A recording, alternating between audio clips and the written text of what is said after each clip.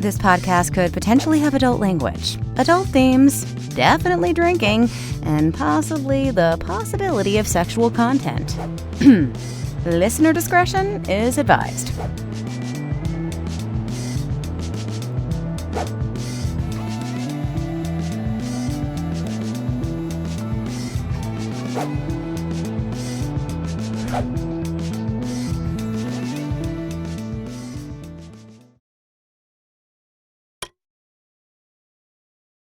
Welcome to Drinking with Authors, the podcast. I'm your host, Erica Lance. With me today is the ever-present, we'll see how long that lasts, but no, don't do that. Don't do that. I can't show my guns at the gun show, Erica. This is not the gun show. It is a podcast recording. Guns out, guns out. I got to tell you that. Seriously. You're why we can't have nice things, Val. They should like and subscribe and comment and let you know how much they enjoy me. And someone should sponsor snacks so I can eat on the podcast again. Yeah, I will never accept a snack sponsor that allows you to eat on the podcast. That's not going to happen.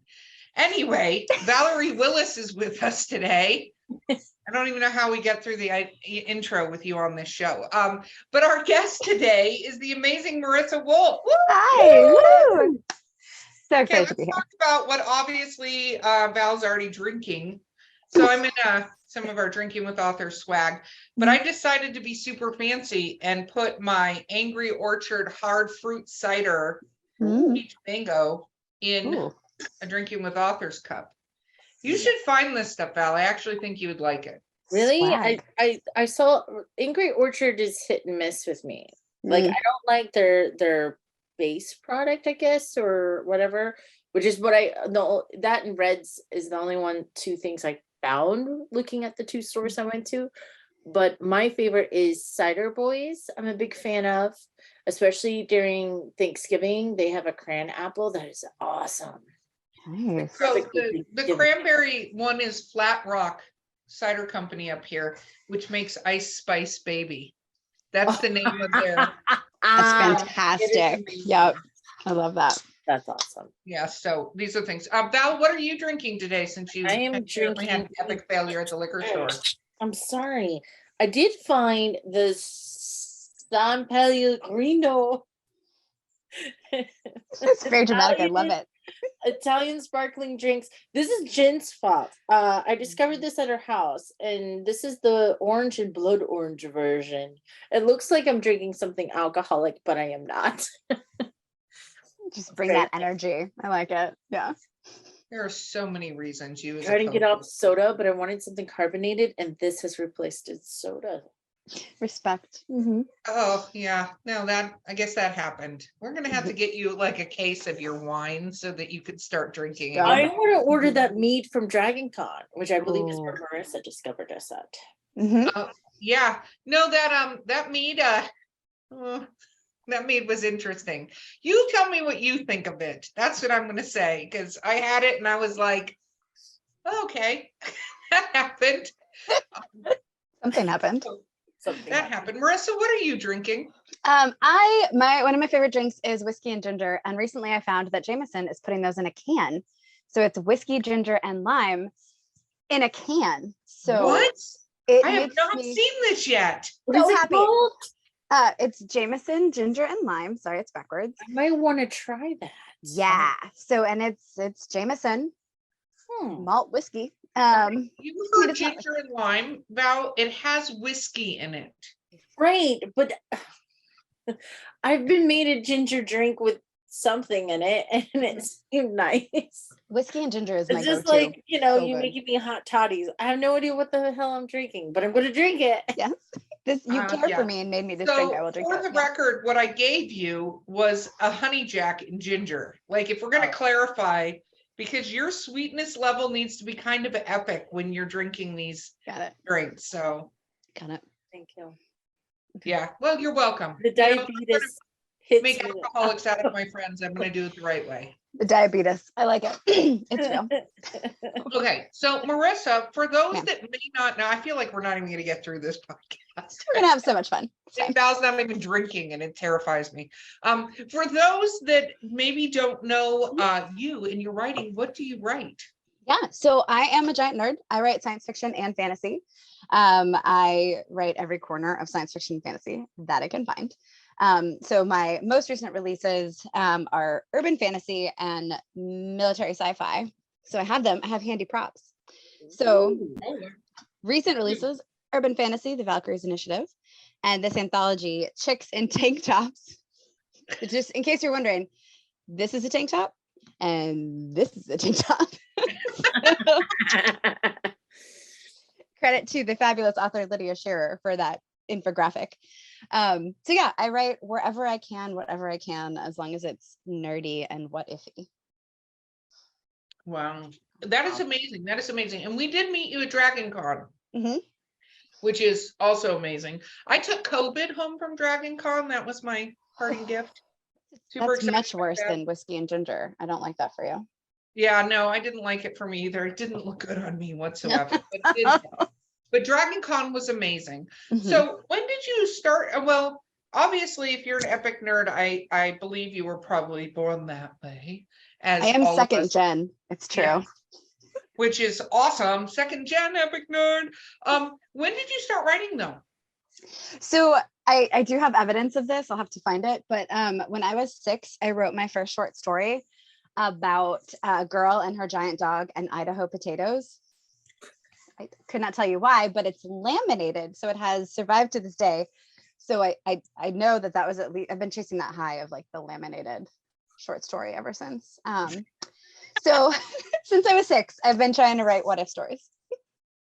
Well, I think you should rewrite that story and publish it, and Right. we should put Everyone giant needs to. potatoes on a cover because that sounds kind of epic. Not gonna lie. I'll see if I can find the picture while we talk. Mhm.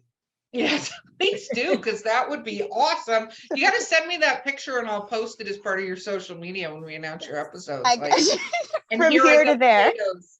Yeah, the From potatoes. here to there.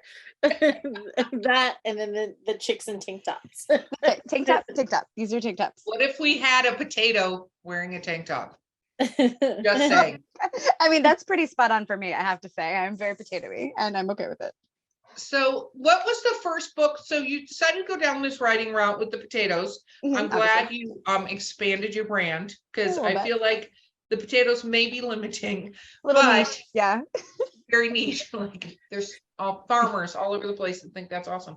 But what is the first thing you actually like published? So the very first thing that got published was called Under the Skin.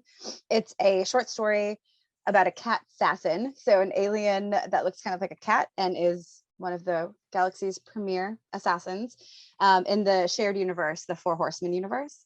And so that was in an anthology called The Good, the Bad, and the Merc in 2018, 17, I think. So not that Okay. long ago. It's my first publication. A long time since that 6-year-old story. So you 2017, that's pretty awesome. How much do you have out since then?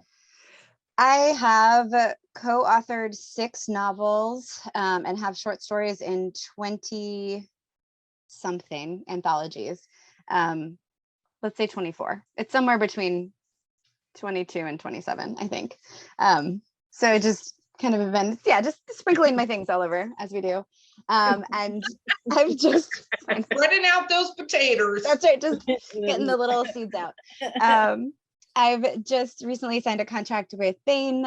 So I am submitting my first novel to them next month, actually, which is insane. Yes, we're little bananas. And then I've got some more stuff coming out with Chris Kennedy Publishing over the next year or so. That's very, very cool. So what made you decide to even go down this path? I mean, I understand the potatoes was a good launching pad. I'm going to keep using that. Enjoying that. We might as well just stick with potatoes. A good launching pad. But what made you decide, I'm gonna be a published author? That's what I'm gonna do. So that's a really good question. Peer pressure was the thing. So Okay, we've never had that answer before. So nice, well done. Yes. Thank you. That's how I try. So I did fan fiction for 20 some odd years. Anne McCaffrey's Pern, that was my gateway drug. So fan fiction. I wrote fan fiction with a lot of incredibly talented people. One of whom, Casey Izell, when she was deployed, she said, you know what, I've been writing for years. I want to get published. And so she put her head to it, and she is amazing. And so when she puts her head to things, it happens. So she got published, and then she, started to get attention and started to do more things. And she wrote a short story for the Four Horsemen universe. And the publisher was like, so we really like this. You should do a novel. And she's like, that's super cool. However, she was a helicopter pilot. She's a mom. She, a few things going on. She's like a couple things. Just a few, just a little busy. So she's like, you know what? I'd love to. And here's some writing samples of a friend of mine. What if she co-wrote this novel with me? And they were like, I mean, okay, I guess. And so she sent me her short story. This is how she gets you. So she sent me her short story, and I read it, and it was amazing. And she's like, yeah, what did you think? And I was like, so good. Oh my gosh, this is just so entertaining, wonderful, all the things. She's like, yeah, cool. Do you want to write a novel with me in this world? And I was like, I'm sorry, do I what now? Do I who? She was like, yeah, I'm published, and I want all the really talented people I know to be published, and I think you're next. So let's go. And I was like, yes, like you don't say no to, do you want to write a novel with me? So I said yes. And I wrote my short story. So that's where Under the Skin came from, because I had to prove that I could hang. So I wrote that story, and it was accepted. And I haven't really stopped since. So peer pressure. I like peer pressure. I love that answer. Let's go back. Let's skip you back to the fan fiction for a moment. Mm-hmm. What did we write fan fiction about besides Dragons of Pern? Oh no, it was all Dragons of Pern for 20 years. It was different clubs with different groups, different formats. Started way back in the early 90s with the AOL forums. Went to play by email, got back to forums because everything is a circle. It was one day I realized it had been 20 years, and I was like, oh, maybe I should write my own things. I don't know. Wow. Do you think you can take any of your stories and do that? I mean, I could probably take some characters, because that was, I would say, the thing that like I really learned over 20 years of fan fiction was character development. So I think there are characters I can take. The stories are all very like the dragons played a large part in those, so they probably will not ever see the light of day. Wow. Well, that's still amazing. I mean, I think it's actually really good sometimes for authors who especially are just starting out to do fan fiction in a way, because creating the worlds and everything I think is great. I'm not saying no, go do fan fiction first, but if you really want to get how to write a story, have an audience that for the most part tends to be a very supportive audience, and will tell you what they loved about your story or whatever. I think it can be a very good way to break in your writing muscles, for lack of a better way of saying it, because you can end up sort of and getting how do you keep a pace? How long does a story go? Because you mentioned that you did somewhere in the neighborhood of 20 years, some decades, and that I talk about that is not necessarily easy for people to write short stories, and fan fiction definitely teaches you how to write a short story. Beginning, middle, and end in a certain amount of words for sure. And I think it is like, I don't know how true it is of like you write X number of garbage words before you start writing good words.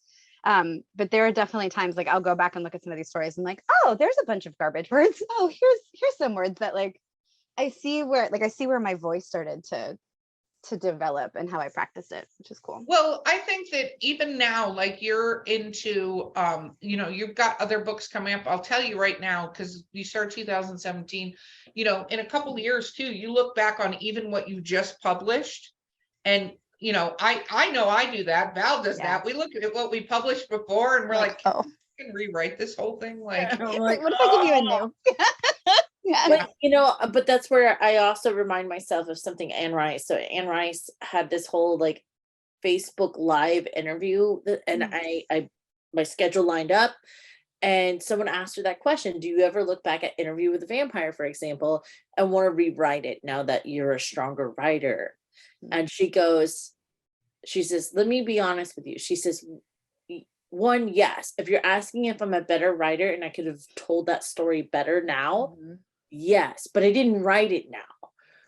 That's a good For point. the writer I was at the time I wrote it, that was awesome. Look what that story achieved. Yeah. And for that reason, I'll never touch it. And I'm like, what a great answer. Yeah. Like, you have to kind of give, it goes back to the thing as authors, we put a lot of pressure on ourselves, but at the same point, there's a amount of forgiveness you kind of have to give yourself. So, Well, and I think that here's the thing, you're just going to be a better writer. I say this to authors, like I do a little bit of being a muse for authors, not because I have the most ingenious ideas in the world. But also that, I do not claim that, but what I am able to do for whatever reason, Val was teasing me about this the other day, is I do have a little bit of a superpower to unbug an author to get them going, right? Nice. Yeah. And usually what I find with authors sometimes who are doing self-edits, like I'm a firm believer in not editing shit until you're done. The trick I do to do this is if there's something that needs to happen, I put a comment like, come back and insert sex scene, come back and insert what type of gun this is, because you got to look up what will do whatever. You know, come back and look at how long it would take this body to decompose. I write horror. Love it. So, like, that's what's happening, Agent Johnson. It's fine. Yeah. no, it's, trust me, I have many people already set up to come to my aid if I get arrested on any sort of murder charge. Books. Yeah. So but I tell people, like, by the time you get done with a novel, regardless of how fast you write, by the end of the novel, you're a better author than at the beginning of the novel. Yeah. You know, so if you self-edit yourself, you'll get in a loop that you'll never get out of as an author. And so you have to go put it to the end, then go back and handle the comments that you place, then go back and only the comments, nothing fucking else. Go handle the comments you've made. That's that part. And then go back and do your read through. Yeah. But what I always say is, don't edit as you're going. Read the entire book once through. You can make some notes if you want to about certain things as you're seeing them, but no editing. Just make comments again on what you have and then go back and do your actual edits.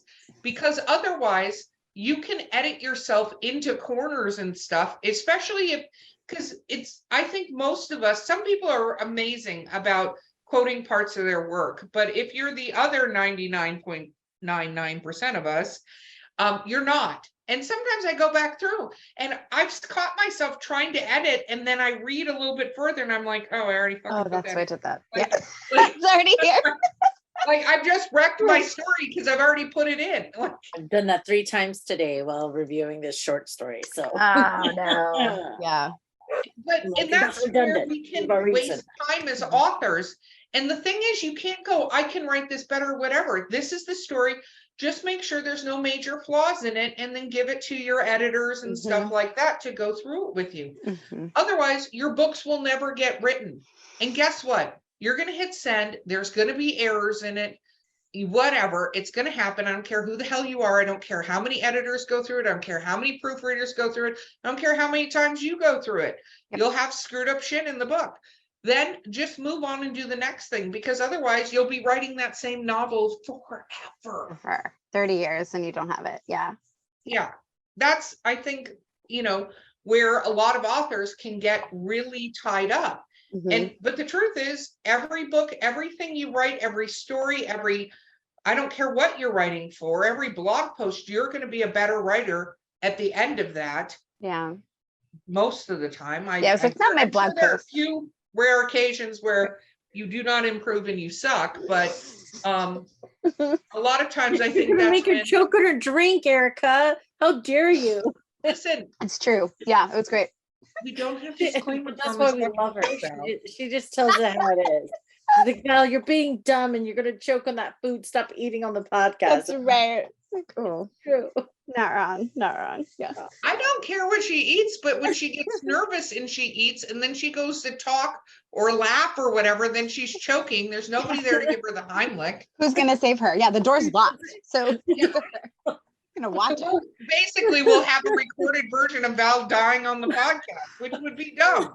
Sounds Like, terrible. Val, Yeah. you don't want that to be the reason you go out. I'm waiting for you to have a scene in one of your horror books where that happens. Everyone just like slow motion watches. Like The person dies on live cast. Yeah, I like it. Yeah. Yeah, no, that's what's going to happen. And then I'm going to have to be on the news, and then everybody's going to hear about my podcast through that. And the most watched video would be Val dying. Like, it's Oh a God. very Yeah. bad set of circumstances, Val. I need you to rein that shit in. Bring it back. I'll bring it back. Bring it back. That was great. Oh man. That was awesome. But I agree. I so agree. Like the best, not about Val dying. Val should not die. I've already decided that is true. The the edit thing, like, don't get in your head. So that one of the best pieces of writing advice I've ever read is the point of the first draft is not to be perfect. The point of the first draft is to exist. And I am terrible about following it, which is part of how I know it's very good advice. But this time, this draft of my very first like written all by myself novel, it was a disaster first draft. I mean, a dumpster fire after like a long holiday weekend. It was a disaster. But I went through and I just like found my comments and I filled those, and I do like these brackets which says like action scene goes here once you know who these characters are, or like cool explosions or whatever it is.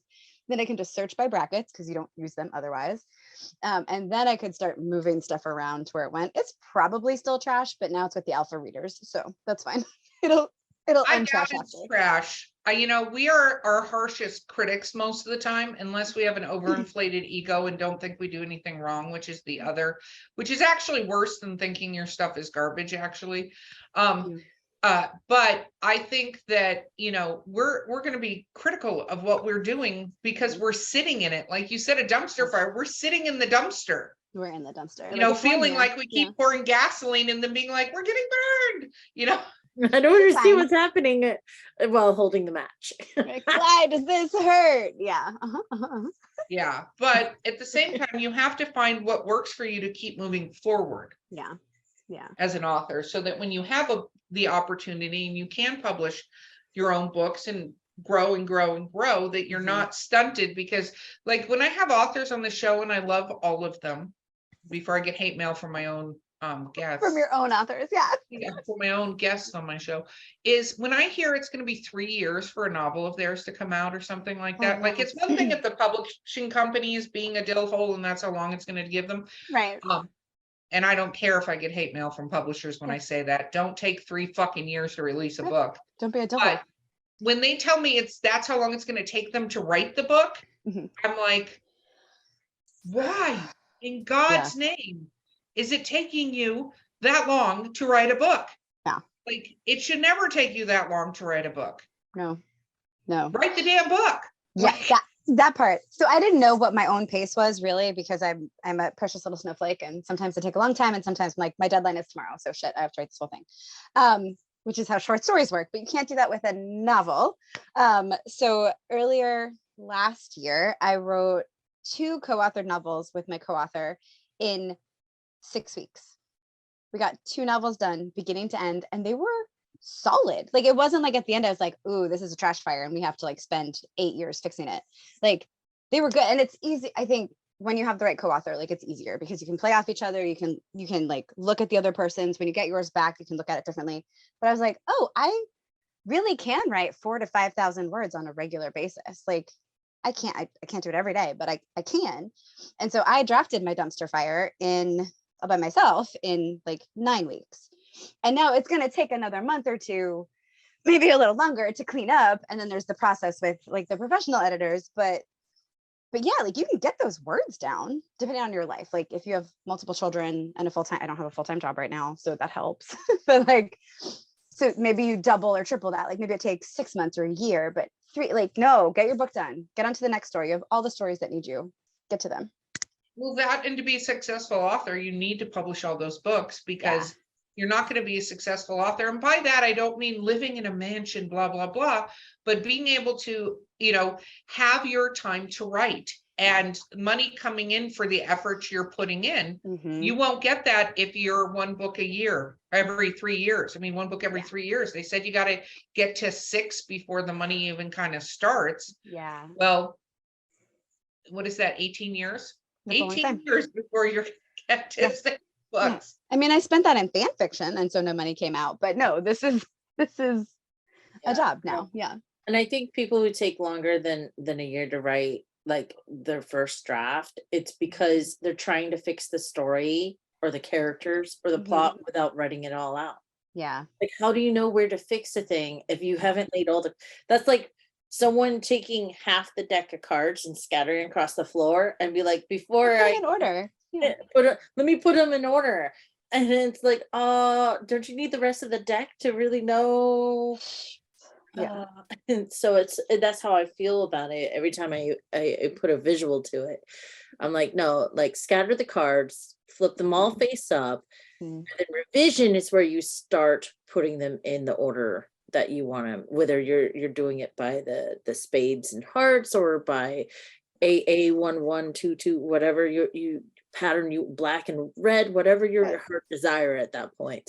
Yeah. But you have to have it all there and all face up, and then realize that you're going to do most of that filling of holes and fixing plot and characters. That's revisions. And then you have your alpha team, your beta team, your editor, your developmental editor in particular at that point to help you with anything you're struggling with. I think, and I know Erica says this often on here, is it's not a solitary thing, making a book. Yes. Oh my gosh. So true. Yeah. And with that, we're going to take a break and we'll be right back with Drinking with Authors. Sample locally sourced, quality distilled spirits in the beautiful Columbia River Gorge. At Skunk Brothers Distillery, we're family owned, brewing small batch grain to bottle spirits, just like our grandfather did back in the Prohibition era. From handcrafted bourbons and moonshine to flavored blends and cordials infused with local fruit. Join us for a tasting tour and buy Skunk Brothers spirits straight from the source. It's all in the family at Skunk Brothers Spirits, located in Stevenson, Washington. Because I'm waiting for her to speak. I'm so upset we don't get to hear the crazy Zoom lady. Oh, she's pretty great. Yeah. She does. She has a great voice. Like, she can read me a smut book anytime. No, I do not want that. I do not want her to say like love pocket or something. I do not want. No. He rolled his potatoes around in her hand. Right. It's too many potatoes. No, that voice is not going to talk about potatoes to me. Oh, there was that smut book. What is it? All I Want for Christmas is a Fingerling. That is not what my short story was. See, this is one of those moments where Val would have put food in her mouth that she had available And died. and choking. Because she would have thought about saying it before. Then she would have said it and then stuck the food immediately in her mouth, and she'd be choking right now because she's blushing. And if you're watching the podcast, you get to see that. And if you don't watch it, you should go on YouTube. They're making me sick. They're like, have you seen this? I'm like, guys. Can't. Awesome. Val, I mean, Honey Cummies, didn't you just wrap up a book? Isn't there a book coming out from you? What is the name? Ooh. Beating it with Bloody Mary. Please say that again. Hold on. See? I need to know. Can you imagine her eating food right now? I can see what I'm talking about. It'd be a disaster, and I love it. The editors are about to receive the majesty of the next Honey Cummings novella, titled, and it's the third one in the paranormal collection there. So there is Laying with the Lady in Blue. Nice. And, Wanton Woman in White. Love it. And the last one, Beating It with Bloody Mary. I love it so much. You guys have to watch this YouTube if you're listening to this, because you've got to see the look on both of their faces. Because the first three were Sleeping with Sasquatch, Right, obviously. Chupacabra, and Naked with New Jersey Devils. I know how to, my alliteration is on point. Your marketing is on point and I love it. I feel like this is the best time to show you guys. Oh no. Can I? Is that the Sarah potatoes? Oh, The look giant at dog that and potatoes? majesty. did my own illustrations. The writing isn't showing up, but you should know that all of those letters are legible. I love that you just said I did my own illustration. I would guarantee you my skill level is still about this level. I love that you said it that way, as if you had done some magical children's book and you're like, just, I know you guys are fans of it. I did do my own illustration. And You're welcome. the dog on there is on point. Just gonna say, unless that's the potato. And then I'm No, very that is a dog. That is It's a dog. so good. It is 3-hole punched. Let's get the little like brackets through that. It's pretty great. It's awful. I will send it to you for the social media. It's delightful. So me and Val both have saved our work. We put out a couple of anthologies. We're skipping this year with this anthology called Teen Angst. Nice. Yes. And I have to say this year got very brutal, but we put some pictures from middle school. Val did that she had drawn of a comic book, her and her friend. Oh, amazing. And we had nicknamed our crushes based on their first letter of their name. So Dustin was Dolphin, and yes. Benjamin was beef jerky, and Philip B was peanut butter. Okay. Beef jerky is kind of my favorite. You know that guy likes beef jerky. Yeah, So that it's a checks little out. comic of, hey, beef jerky, you want to go on a date with me? Yeah, that level of That's middle school. fantastic. Yes. Middle school romance. There you go. yeah, Ready to go. So good. so she put that out for everyone to see. So if you guys want to see these wonderful things by Val Willis, you can look up Teen Angst, the anthology, and you can see pictures hand drawn. So I think when we do another one, so we are going to need My illustration. Yep, we're going to need the potato dog story. That's going to need to go in there. Ooh, I'm pretty sure I can let that go for you. Yeah, I'm pretty sure. We all did ridiculous stuff when we were younger, and Mm. I am so happy there were not cell phones around when I was a child, because Agreed. Yeah. Nobody needs to know. Like, some of this proof is fine, but some things are better left lost. in the no, gloom. it's so funny how people document their lives so much. Like the Mhm. amount of people with GoPro cameras. I was thinking about this the other day because I was thinking about this because I'm including it in one of my stories, but Nice. the amount of people with even like dash cams and stuff like that, Yeah. like, because you think about, like, you look at these videos they post on the internet of weird stuff happening. It's one thing if it's like, I have a Ring doorbell. I think it's very smart to have cameras on the outside of your house, right? Mhm, Because mhm. Yeah. I regardless if the man is watching us, I am a huge fan of that for safety reasons. Yeah. However, the amount of people that have cameras inside their home that don't have like small children or animals Yeah. just going all the time, the amount of people who have dash cams just going all the time. Yeah. Life cameras, you look at events and you go, how the hell was that caught on camera? That's because somebody was sitting there with The whole a time. camera going the whole entire time. Yeah. We do have a dash cam. So my husband and I live full time in our RV. It's very much like a mansion. It's not. But so we drive our home. And so we do have a dash cam because people are crazy outside. And you want to be able to say, this is the crazy thing, but we purposely got one that keeps it for like a day and then it dumps it. Like, we never look at those again. So unless something happened, Yeah, no, exactly. Like, I mean, I don't think it's bad. I'm just like, the amount of people that So have much. this, Mhm. and I get it, especially if you have an RV, but just like Random randomly day. have a dash cam and all these people have dash cams. I get it if it's trucks, if you're driving your car for business, whatever, if you're in New York City, maybe, but Sure. just documenting your life, I go, and I don't think there's enough education for kids about, hi, you're documenting your life, right? There's some things you're going to actually want to forget. Not going to lie to you. Just let that go fuzzy in the past. It's for the best. Yeah, no, agreed. Okay, what was my next question?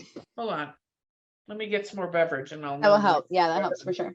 So you mentioned earlier that your recent ones have been military, science fiction, and urban fantasy. What other ones have you written then? I've got some space opera, some post-apocalyptic. It's sort of fantasy, but it's meant to be sci-fi. So I've written in like 4 different shared universes. And then up until this novel that I'm about to submit, all of my original fiction has been short stories. So that's been a little bit all over the place. I've done romantic fantasy, where I realized I need to really polish up my skills if I'm going to write an actual romance. So cheers to beating with Bloody Mary, because I am not at that. I'm genuinely not at that level. And I realized it when I was writing that short story. I was like, oh, I love reading these and I love the idea of writing them, but shoot, do I have to polish? Like, this is not heat. So I've done like an epic fantasy, which is actually really fun to do in a short story, like just to kind of squash it down. So yeah, just kind of all over the place, honestly. I think that's fantastic. What about, are there any genres like that you would really love to write, but you're like, you haven't tried yet? Are there ones that you'd like to? I mean, obviously, besides the sexual times with ghosts, which obviously, yes, everybody should want to see what it's like to bone a dreaded ghost that comes through a mirror. Boning banshees. But besides, that or cryptids, is there anything that you would like I'm going to see if I can keep Val completely embarrassed. So just read the whole time. I love it. I love it a lot. God. I mean, it's bad enough that the next one is mating with the mermaid. I mean, it's so good. So good. When I'm good enough, I'm gonna send you Banging with the Banshee and just see if I can like meet that level. Oh yeah. We can start. That's what I should do, Erica. You should share universes. I should just post a bunch of titles and be like, who wants to pick one and help me fill out this universe? I've already written in your universe. You should totally open it up. I should, because everyone gets a tickle out of it. Yeah, they definitely get a tickle out of it, Val. Well done with that word today. That's a word. I thought, why am I being targeted? This is not my interview. I'm sitting here and look, I'm fighting the urge. I keep pulling these closer to me. And I'm like, I can't eat these. Rule number 1 is do not die on the podcast. See, this is why, Val. People are looking out for your well-being. If you'd like to, you can ask Marisa a question. Do you want to do that to get yourself out of this situation? She's about to choke her drink. She's like, that was amazing. Do you want to do you? Will that help? All right. So you why science fiction? Like, was there something? I mean, clearly Anne McCaffrey was a big influence, but what other influence in science fiction that really pulled you into wanting to dive into a science fiction worlds and write, whether short fiction or long form novels? Yeah. So I mentioned in passing at the top of the podcast that I'm a 2nd generation nerd. So my dad is a huge nerd. So we watched Star Trek together. Original and next gen. Next gen was like my, how you have like my doctor for Doctor Who, like whoever your first one was. Next Generation was like my Star Trek. And then Deep Space Nine, I was like, oh, this is amazing. Like you can tell so many stories this way. So it started with that. I got into comic books because of my dad also. So with books, like the first thing right before I met Anne McCaffrey's Dragons, I got the Narnia books. And that was pretty much all over for me. Like just fantasy, like you open up a door and there's something entirely else behind it. And that's all I wanted in my little childhood. Hence Sarah and the Idaho potatoes just the idea of like, here's normal boring life and here's what it could be like here's magic, here's the what if, here's what life could be. So when I started writing, I mean, fan fiction, yes, Anne McCaffrey, oh man, Octavia Butler, Ursula Le Guin, Good ones. I mean, just, whew. I mean, there were dudes too, like there are good dudes who write books. Like I definitely, but like those three women, man. So it's like going along, reading whatever books I could find at the used bookstore or the library. And then was reading comic books. And the comic book shop owner was like, hey, you really like stories about stories. And so he handed me a Sandman graphic novel. Oh, Yeah. And I was 14, maybe 14 or 15, like that prime age for just like, this is my personality now. Like, this is who I am. I am a Sandman fangirl. That's what I will be. So for me, it was a different way to think about stories. Like I always loved the what ifs. I loved those episodes of Star Trek when they would like the mirror universe, or they would time travel and you got like this what if aspect. And that you can play that game in fantasy, you can play that game in sci-fi, but just that idea of the world could be like this if these things happen, or what does it say about people if we're in a situation like this? And so it's that imagination piece that's so cool. But what I always loved about all of those books I talked about, all of Sandman, all of everything, is it's like at root, it's all human stories. And like, what does it say about being a person when we're in this situation or we're doing this thing? I could babble about the this. Sandman show now then? I really like it. I do too. I think it's pretty brilliant, honestly. I was so nervous about it, and it was cast incredibly well. I cannot wait for season 2. I feel like it's gonna be like 3 years, but speaking of 3 years. Well, it depends. We're past the COVID pausing time, so that's a good thing, right? That's true. Yeah. At least we're not like, okay, it's gonna come out. We don't have any idea when, because nobody can be together. We can't see people, so 2025. Okay. It is. I have to say, it is very interesting how the entertainment world kind of handled COVID, because some people just stopped, right? Yeah. Some people put everybody under sequester and filmed things like that. Some people adjusted and did space things, space between the characters. People are filming, yeah. And then I watch The Blacklist. I'm a huge fan of The Blacklist. I love that show. And they took the last episode because they didn't get to film the last half of it.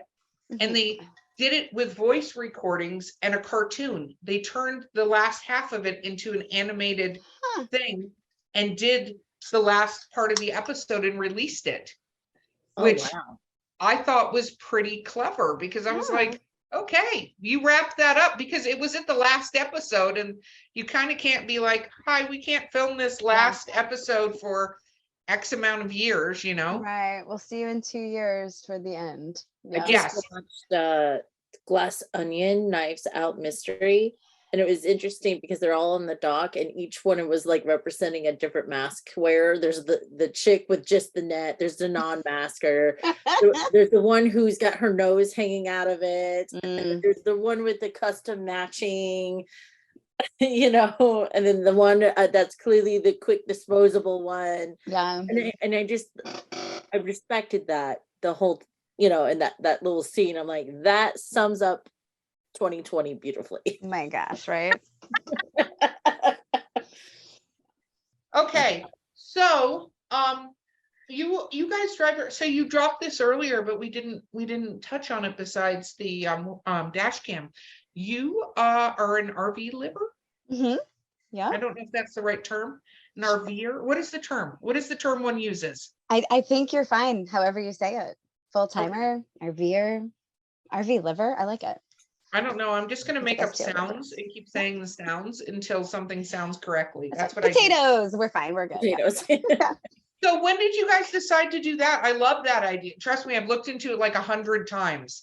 So what made you guys decide to do that? Yeah. So, we talked about it for a while. And then 2020 happened, and my husband got laid off. I got laid off.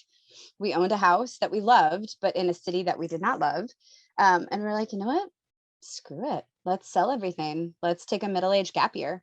And so we did. And now we're on going into year 3. So we'll keep middle-aged gap year as long as we can. So yeah, I love it. We just basically said, we don't like where we are. Let's go, like, remember why we like living in this country and go to beautiful places and be close to people we love outside. And let's go enjoy things, because who knows if we'll make it to retirement? Who knows if we'll retire? Like, who knows? So don't wait until we're 60 to do this. Let's just do it. I think that's brilliant. I have thought about it a ton in doing that, in the logistics of doing that. But I think it's amazing when I see people doing it, because I think it's fun. And it also teaches you that you don't have to have stuff. This is something I say to people, is that unfortunately you create a life for yourself based on the amount of stuff you intend or unintentionally acquire and then have to maintain. Like, I give speeches to college kids a lot of times when I was in my previous life in HR, and I go, don't buy that car because you can afford it, because then you have to maintain the car. Yes. And I'd use examples of different cars where you just really need a car. Sometimes you don't even need a car, but you need a car to get around from point A to point B. But do you need the most expensive car? Because then you have to find a job equivalent to your car to pay for your car or your house or whatever. And I'm also a firm believer. Sometimes I see houses and I'm like, this is way too much space. Like, I'll watch TV shows and I think to myself, even if I had a cleaning person, like, I don't know that I'd even see half of this house. Like, if I lived in this house, would I ever go to the 3rd floor? No, probably not. Super. No. Yeah. That's one staircase too many. That's right. Like, I draw the line at 2. Yeah, we bought our first house in Houston, we both had really good jobs. And it was the cheapest house we looked at. Like, the bank was like, oh, you can borrow like 4 times as much as we actually spent. Cause they were like, yeah, of course you can borrow this much. And I was like, I can't pay you that. That's ridiculous. No, thank you. Cause then you're trapped, right? You're trapped in a job or you're trapped at a salary level, and no. So it was the cheapest house we looked at, but it was also the largest house we looked at. And to your point, like, I was so tempted to just like fill it with stuff. And I was like, ooh, let's not do that, because we don't know that we're going to stay here. And so there's a good half the house, like, we barely ever used. And that's true. But a lot of people don't have that thought. They go, oh, well, now we need this. Like, I had a friend that just moved, and I love him and his husband to death. But they moved, they got a much bigger house. It's another 1,000 square feet from the house that they had previously. And he's telling me he sent me pictures, and I'm like, oh, what are you doing with that room? And he's like, well, we're going to have to buy furniture for the X, and we're going to have to buy furniture for Y. And I'm thinking to myself, dude, you're violating the rule we talked about, which is not a rule. Don't buy a house to then have to put stuff in the house. Yeah. And to be fair, I had all the plans to fill all the rooms. And it was one of those things, like, that job was my dream job. I loved that job. And it was the best job for 3 years. And then the next 2 years, like, it really wasn't. And like, thankfully, that was about the time I was starting to think about filling the house. And I was like, let me pause and see like what's going to happen. And now that's just kind of been my thing. Like, it's not necessarily having an escape plan, but it's knowing that I can go if I have to. Like, our overhead right now is, knock on wood, very low. And so it is like, nope, this isn't going to work. We can go do something else. We don't want to do this anymore. So that's going to be fun. And plus, you can go wherever you want the temperature to be like. She's like, it's too cold here. We got to go south. It was 70 degrees today. I went to the beach. Like, yeah. Are you in my neighborhood? Are you in Florida? Or no, I'm close. I'm in South Carolina. We're in Charleston. There you go. Yeah. I'll be there in February for Monster Madness. We'll still be here. Party. Yeah, you're going to be in Charlotte, North Carolina. I really wish you pay attention to things. I don't know. I don't have a map up. I don't know where these places are. They're close. I really left Florida until this last year, thanks to you, madam. I know. I drove to Ohio. I've never done anything like that in my life. Nice. I put Val on a plane for the first time. It was pretty epic. Sounds amazing. So I Yeah. have to say the Asheville airport feels like my old elementary school's cafeteria. I'm like, is this the airport? Like, I think I landed in the local elementary school. It's so tight. You know what? How did Don't, planes get here? don't judge my airport. Okay. Val, The cracked linoleum, you know what I'm talking about, right? To You be need fair, to It's Don't wobbly judge in some places. there is an I'm like, airport where the hell in am Hawaii I? that's like that too. Where's So Erica? if you want to see an airport, you should go to the airport. I don't know if they've updated it. It's been a long time in Bonaire, which is in the it's one of the ABC islands in the Caribbean. Mm. And there's a lot of donkeys on Bonaire. That's a whole story. But the airport was bright pink. You have to take a propeller plane to get there from Aruba. And they had something they called the baggage claim. It looked like it had been a belt at one point in time, but it didn't work. So they just set the luggage around the belt as if that was it. Decorative. I like it. I like it a lot. Yeah. The ambiance. So Yeah, I can good make look.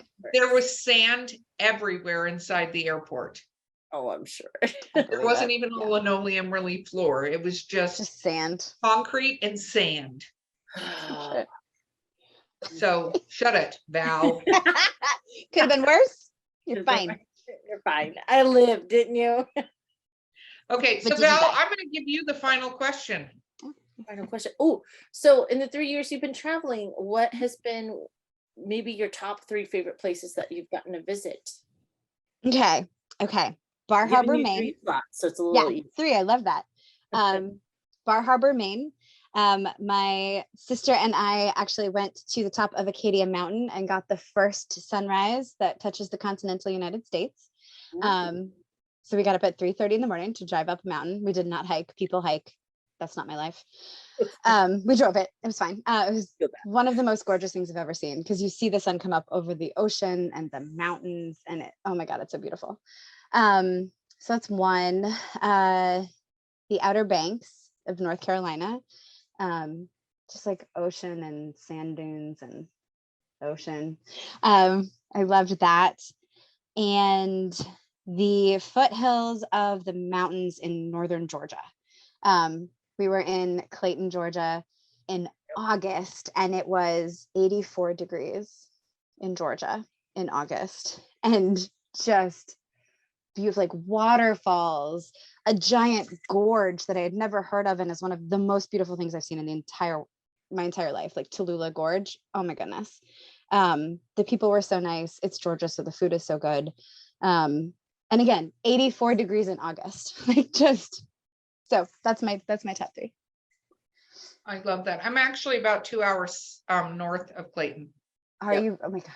In You the live gorge. Because I drove through that town and the gorge. in. And it was like, and I had called my husband. I'm like, put this place on our places to take the kids.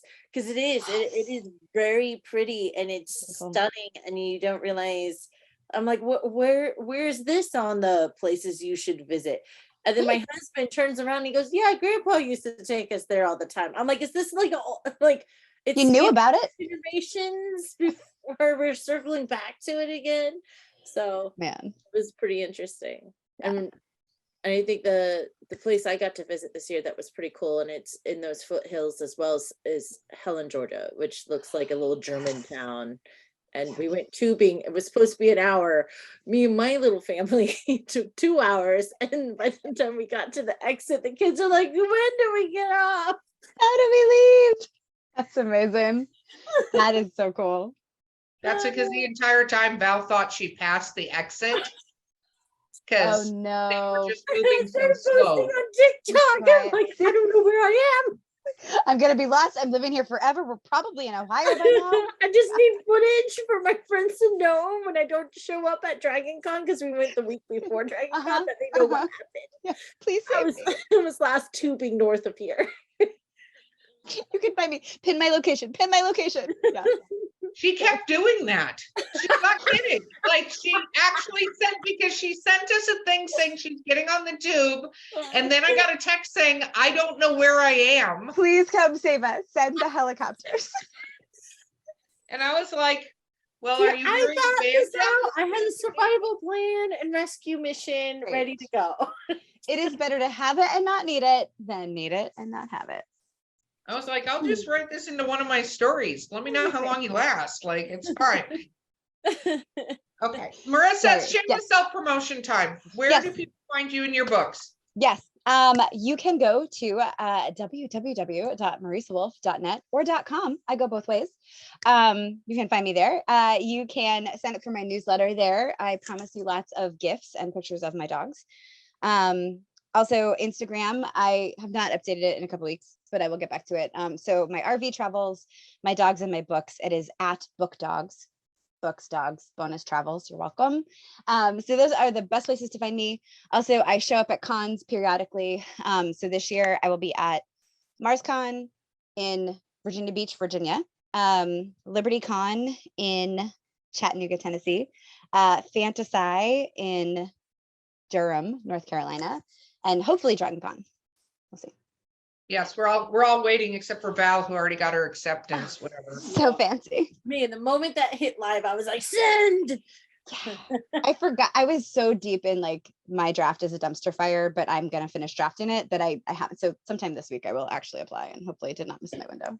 But No, they have a window. They do it. Okay. Yeah. Marissa, it has been fabulous having you on the show with us. You've been so much fun. thank you. So have you both. Oh, thank you. Guys, this has been Drinking with Authors. I've been your host, Erica Lance. My co-host is Valerie Willis. Subscribe. You got to say the words out loud again, Val. You want to try? Like, subscribe, and comment below before poor Marissa chokes on her drink for the 8th time. Everywhere. Guys, we'll see you next time.